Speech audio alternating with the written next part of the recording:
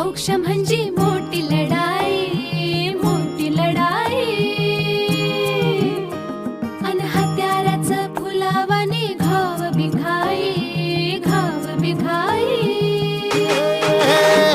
जो ओळखी तसे औक्ष म्हणजे मोठी लढाई, अन हत्याराचं फुल